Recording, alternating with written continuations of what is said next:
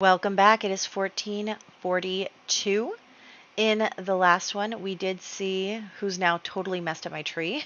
Genevieve get married to Malcolm Landgrab. We also saw Jeremiah age up and also Cassian II age up.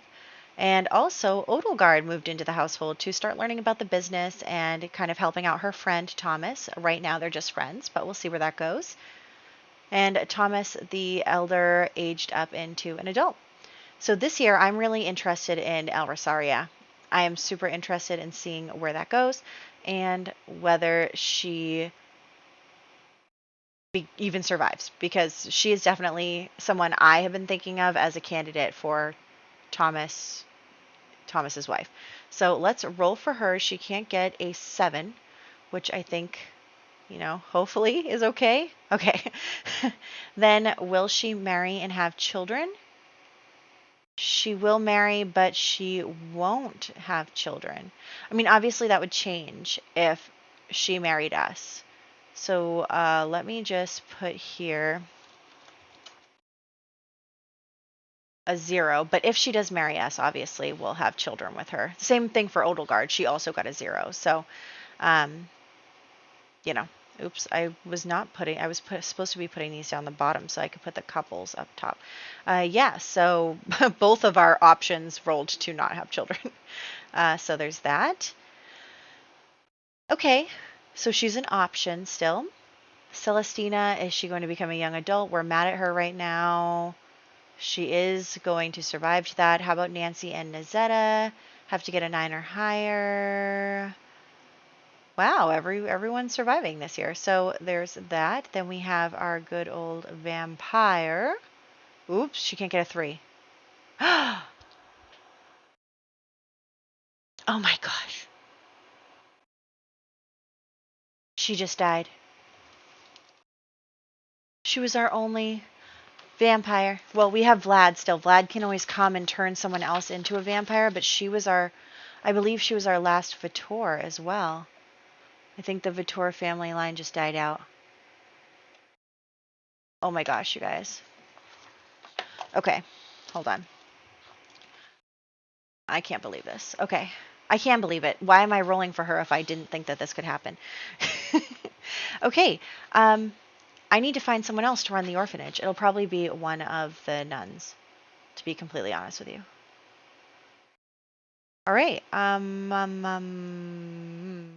Anyway, let's hop into the game. All right. So first, I'm just going to have Odelgard quit high school. She is not of a status in which I want to send her to school. So there's that. And we are going to just fix that because I don't take care of them. And we will have Thomas continue to do his horse competitions as a hobby. And then we'll have Odelgard and Adelaide come out to the garden to work on that as well. Odelgard is doing a really good job there. She is definitely improving on the gardening situation. And I thought that, maybe we'd also have her clean the nectar makers. So she is definitely an assistant helping out. She hasn't been given any nectar making responsibilities, but she is working on different things. And then you'll see very quickly here me organizing the garden, just because I really thought that I should organize things by plant type. And then also I don't know, I just wanted to expand and everything. So I thought that maybe Odelgard's next big thing that she's in charge of would be expanding the garden so that they have enough, enough crops so that they can always have enough stuff to nectar make with. So that is what's going on there. I'm just expanding it so that it'll take up this whole front portion, but it is also organized by type here. So we are going to have Odelgard be the one to be planting all of these new plants, and we have each plant has its own separate row. So over time, we'll be able to fill in the whole row with all sorts of types of plants there. So yeah, that is where we're at. And of course, I planted the lemon trees in the apple tree row. That's just my thing. So I am going to have to go back and fix that in a little bit. Plus, they're kind of off anyway. So Yeah, everything's fine.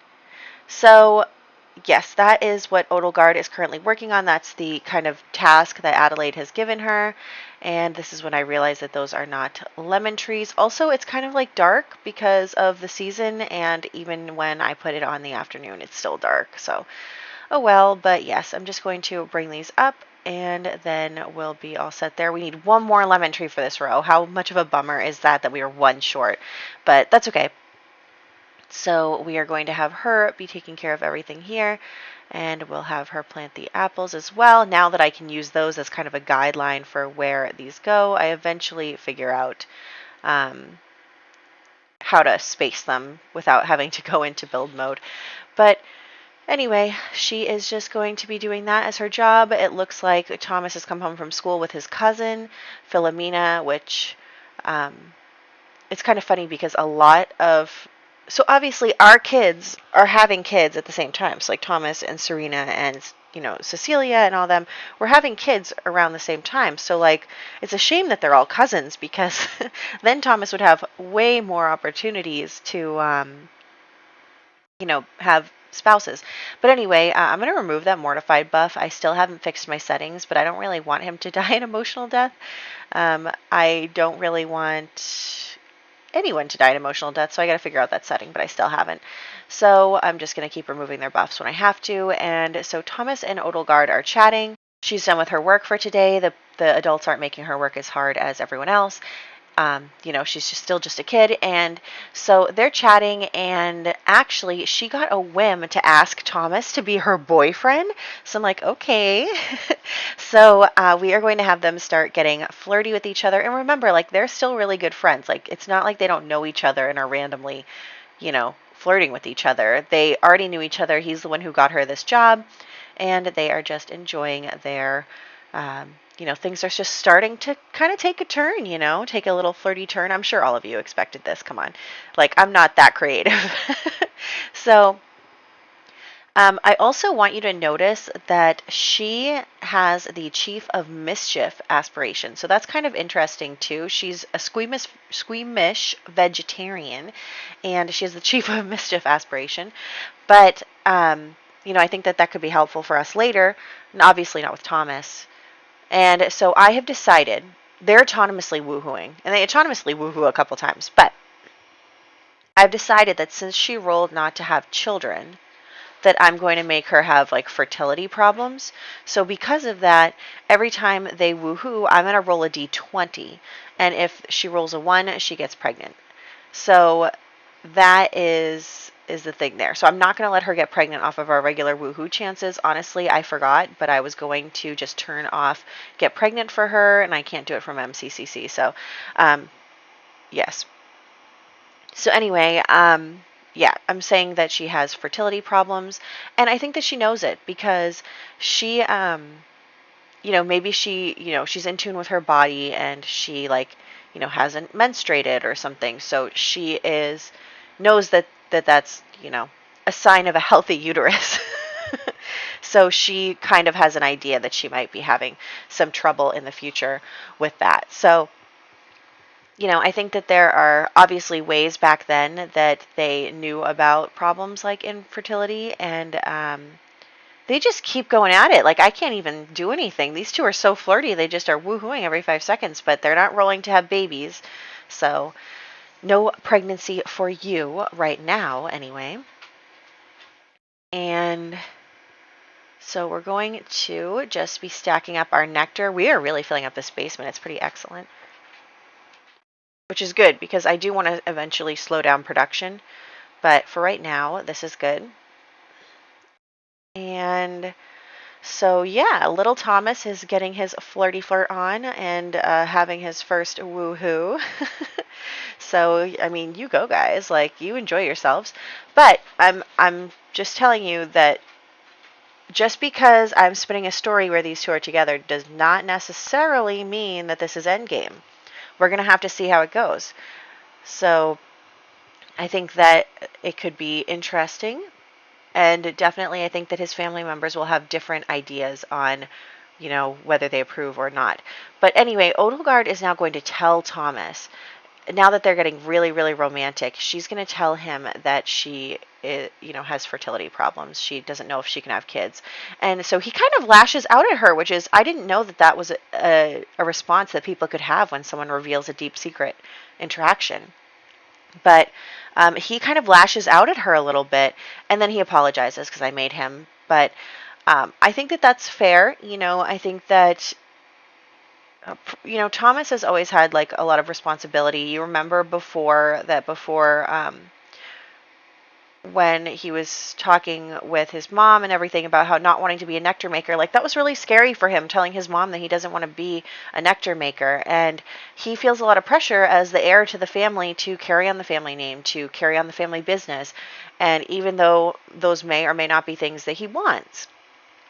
So he lashed out because he was just kind of like, it's another thing that I'm going to have to disappoint my parents about if we can't, continue the legacy. And he wants to do that. He wants to do all that, have a family, etc. Maybe he could adopt, maybe he won't, I don't know. But like for right now, he is just kind of reeling with that information. And so because of that, we are, of course, he's going to go to school, but when he comes home, we'll do some more stuff. But anyway, so Adelaide and Odelgard are chatting, and, Odelgard is learning about the nectar making and everything, and she actually wants to become friends with Adelaide, so that is a really good thing. I think Adelaide kind of likes Odelgard. I think Adelaide would be someone who would approve of their relationship because she, she, wants someone who's interested in the nectar business. Like, I think Adelaide is the only one who really loves this business, obviously because she grew it herself, right? She grew it from the ground up, and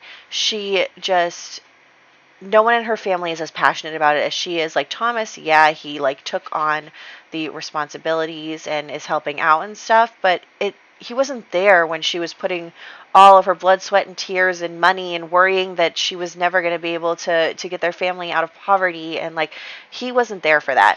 And he just kind of missed all the hard parts of that.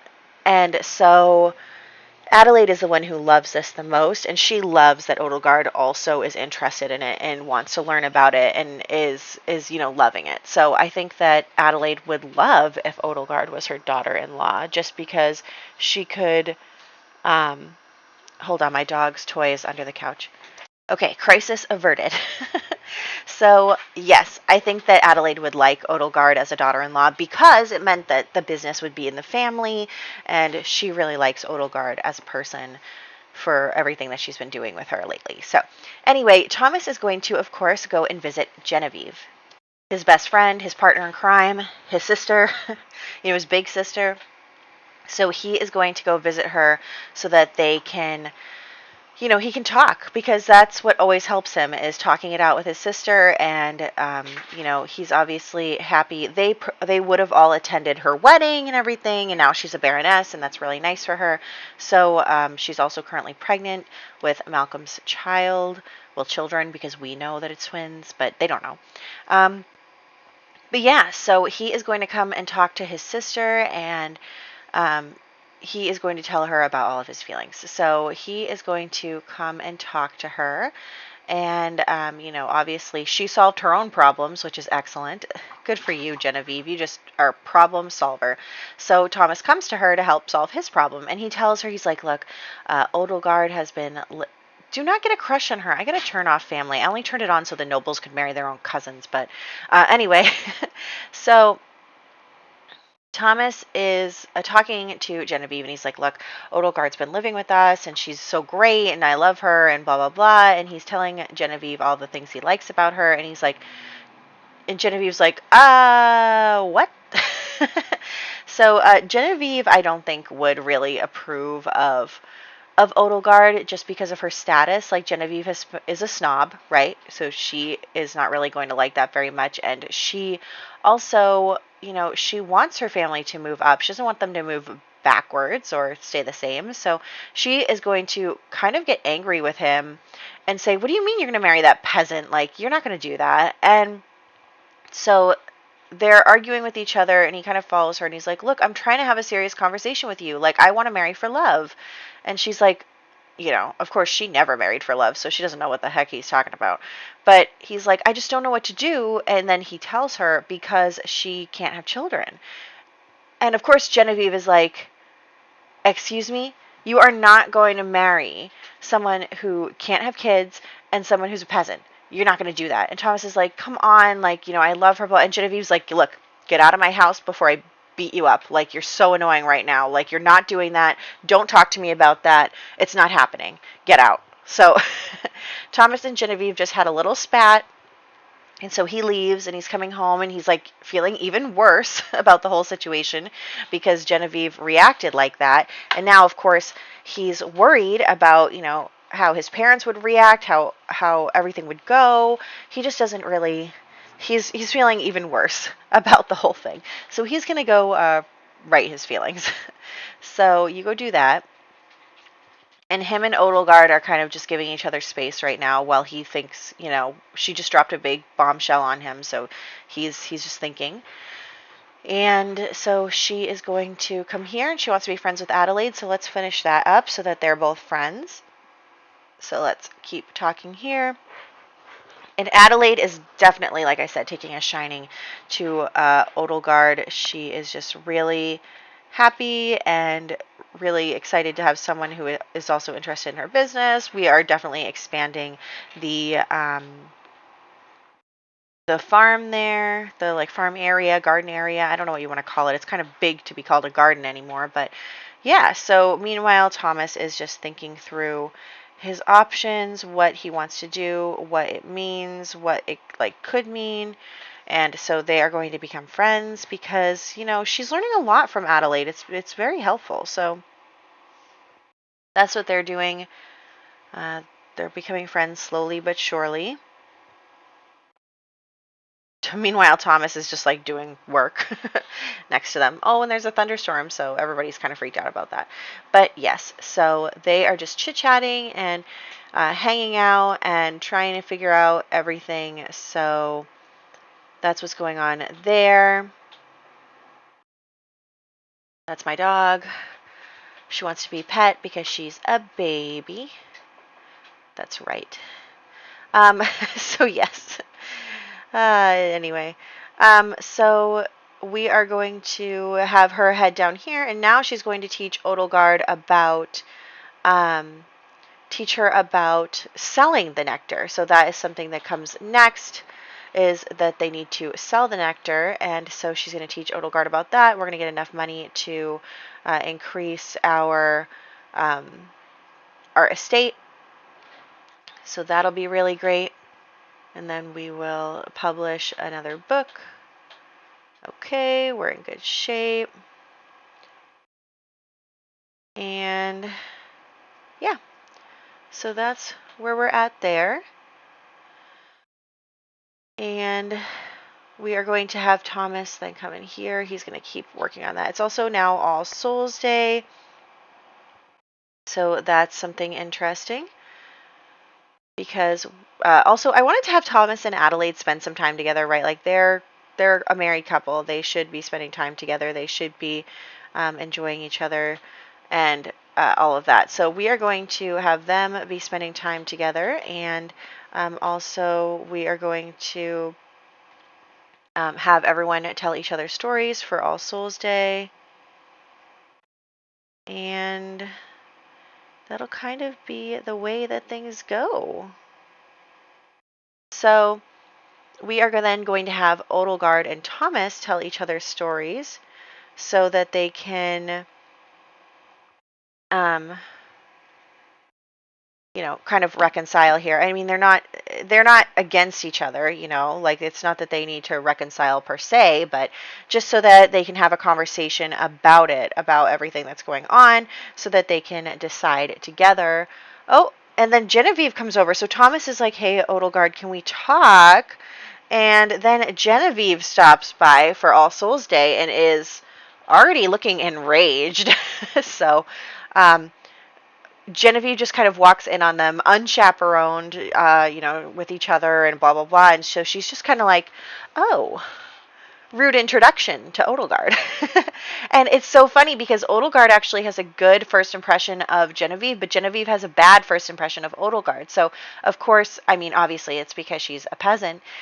So Genevieve is like, oh, like, you're, I don't know how to come up with mean things to say, but she's shouting forbidden words. She's like really angry. And so Odelgard is being angry back. Like, she's giving as good as she's getting, right? And Thomas is just like, why is this happening to me?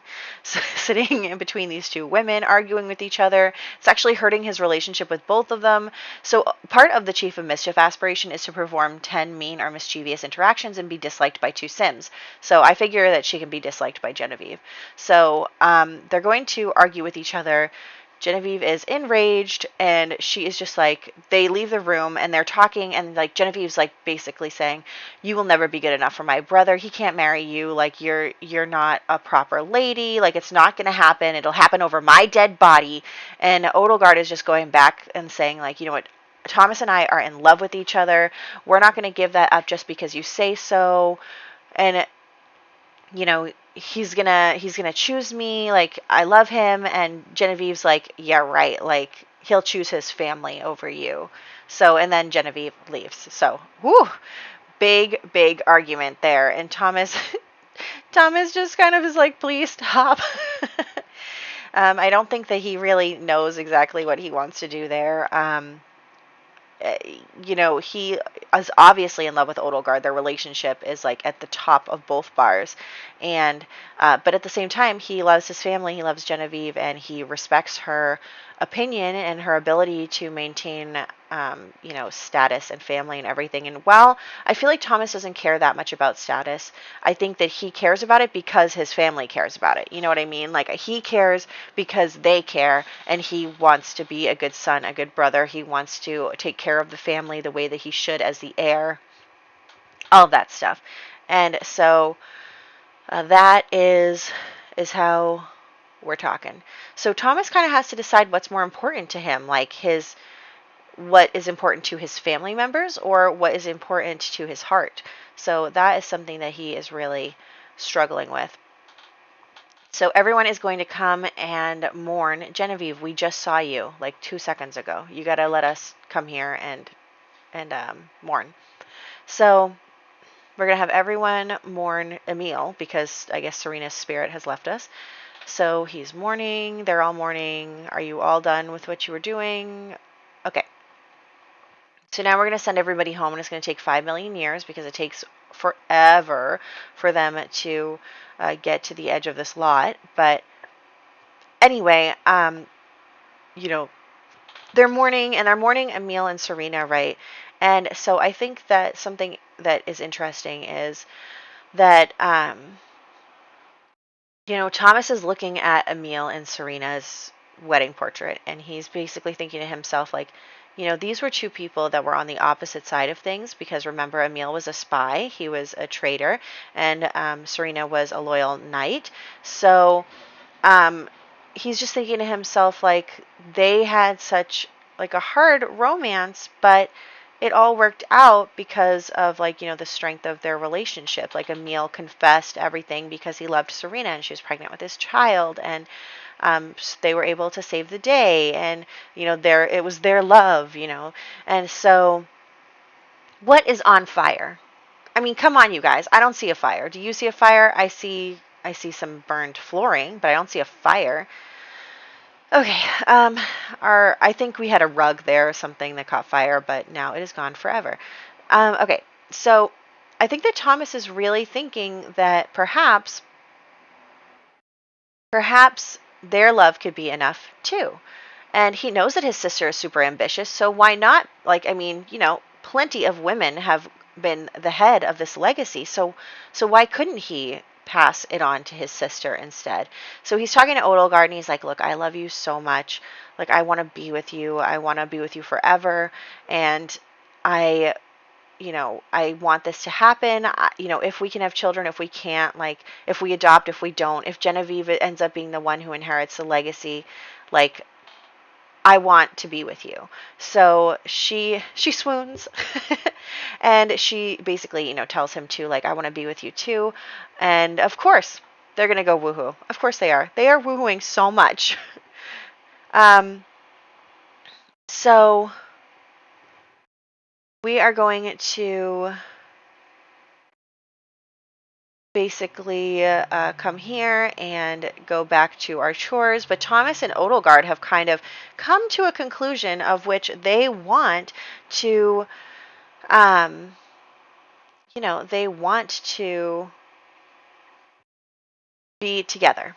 And they're willing to make an attempt to talk to his family about it. Now, like I said before, that doesn't mean that it's going to work out so smoothly, but maybe it will work out, maybe it won't. I haven't really decided yet, to be completely honest. I have a couple options in my head as to things that could happen, but I do want there to be some hardship, right? Like, I want there to be some drama. I want there to be some complications so that, at the end, we have an interesting story.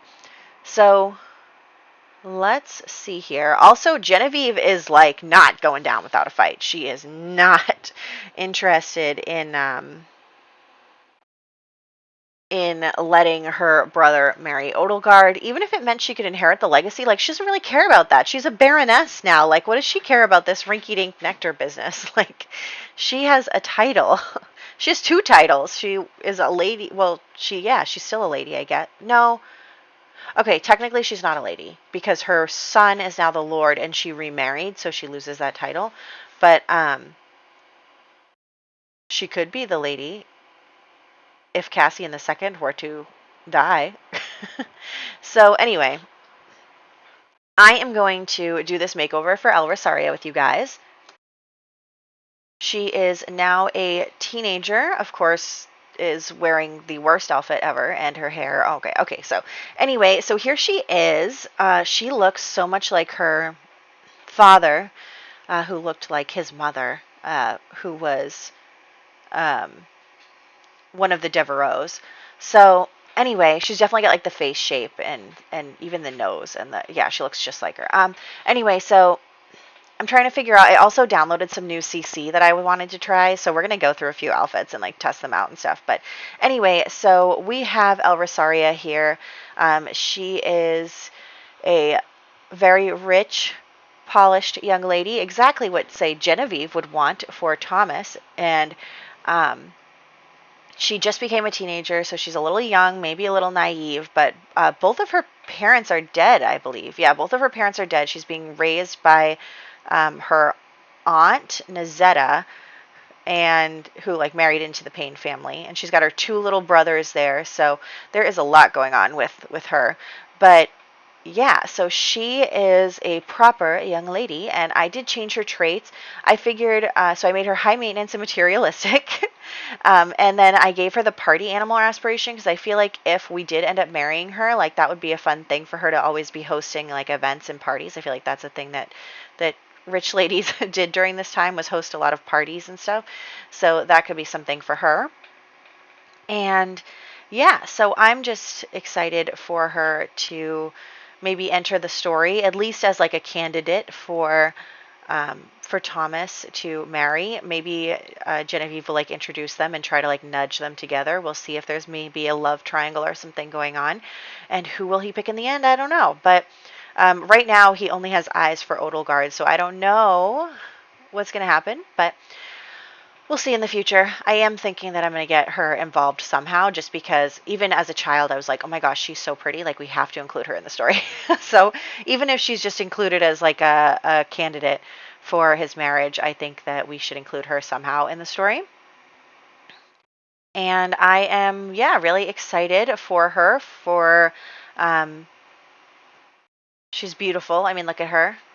And yeah, so other than that, we have Celestina Zest becoming a young adult, and we have Salvia Vittor passing away. I am probably at some point going to have Vlad come back and make some more vampires for us so that we can do the vampire family aspiration, but after that I will leave the vampires alone. I really was trying to get down to almost none, if not none, of vampires, because when we do the vampire family aspiration, we're going to be creating a lot of new vampires. So I didn't want there to be I didn't want half of our population to be vampires. So anyway, that's where we're at. So I hope that you guys enjoyed this part. I had a lot of fun, and I am really excited to see where this love triangle potential story goes. Genevieve is not happy, which I think is hilarious. And I think that we have to remember, too, about Genevieve is she's a snob.